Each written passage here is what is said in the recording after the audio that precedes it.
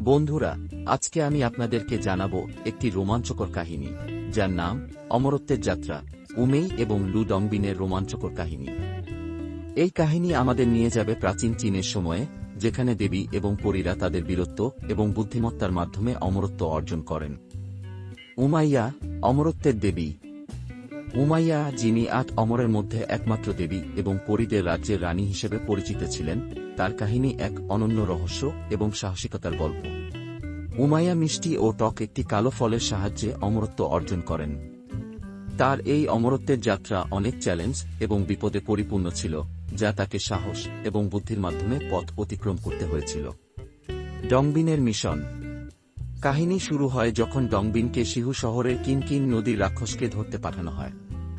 ডংবিন জাহাজে চড়ে যাত্রা শুরু করেন। যাত্রার অর্ধেক পথে তিনি জানতে পারেন যে শিহু শহরে যেতে হলে তাকে একজন ফেরিওয়ালা সাহায্য নিতে হবে, কারণ নদীটি খাড়া এবং প্রাচীরে পরিপূর্ণ। এখন জন ফেরিওয়ালা মহিলা ছিলেন সাহসিক। সেই ফেরিওয়ালা মহিলার নাম ছিল সুফিয়া। তার ছিল আশ্চর্যজনক শক্তি এবং দক্ষতা।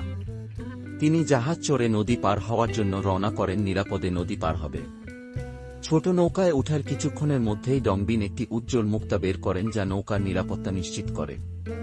কিন্তু হঠাৎ একটি বিশাল ঘূর্ণিঝড় আবির্ভূত হয় এবং তারা বিপদের মুখে পড়ে। ঘূর্ণির মধ্যে হঠাৎ করে নদীর রাক্ষস তাদের আক্রমণ করে এবং ডংবিনের মুক্তাটি দখল করার চেষ্টা করে। ডংবিন ও দানবের মধ্যে তীব্র লড়াই শুরু হয়। ডংবিন বুদ্ধি এবং সাহসের কারণে ডংবিন দানবের দুর্বল স্থান গালে আঘাত করতে সক্ষম হল। নদীর রাক্ষস তখন পালাতে বাধ্য হয়। সুফিয়া চিন্তা ও পদ্মবীজের মন্ত্র। দানবের প্রতিশোধের আশঙ্কায় সুফিয়া চিন্তিত হয়ে পড়েন। ডংবিন তার প্রভুর দেওয়া আশীর্বাদিত পদ্মফুল ব্যবহার করার ফলে নদী শান্ত হয়। এরপর ডংবিন সুফিয়া প্রেমে পড়ে এবং তাকে পরী হওয়ার তথ্য জানান। মধ্যশর্তের উৎসব এবং চূড়ান্ত সংঘর্ষ। মধ্যশর্তের উৎসবে শিহু শহরের লোকেরা প্রভুর কাছে প্রার্থনা করছিল। সুফিয়া এবং তার বোনেরা অন্যদের জন্য সুখের জন্য প্রার্থনা করছিলেন। ঠিক সেই সময়ে নদীর রাক্ষস প্রতিশোধ নিতে এসে তাদের আক্রমণ করে। সুফিয়া পদ্মফুলের সাহায্যে পালানোর চেষ্টা করেন, কিন্তু দানবের শক্তিশালী আক্রমণ থেকে রক্ষা পেতে তাদের কঠিন পরিস্থিতির মুখোমুখি হতে হয়।